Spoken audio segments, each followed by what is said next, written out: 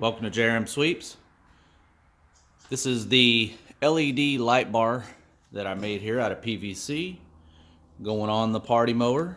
To mount it to the back here, all I did was take an old gate hinge and I just kind of cut that piece off right there, attached a bolt nut combination to the back end, and then attached the PVC LED whip to the gate hinge. I ended up having to drill this out, put a coupler on the bottom here.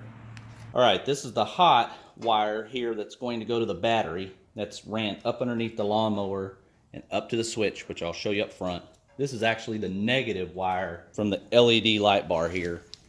And I already ran the hot from the LED light bar up here as well. These are two wires here. One of them's hot. The other one is going to be the return to the LED. That'll complete the circuit here. We're actually going to mount our switch right next to the existing one we have here.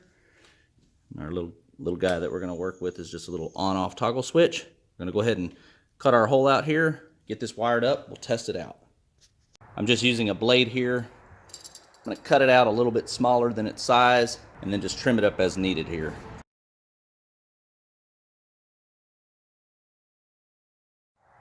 Have the switch all wired up. Before I tape it up, I'm just going to test, make sure that it works.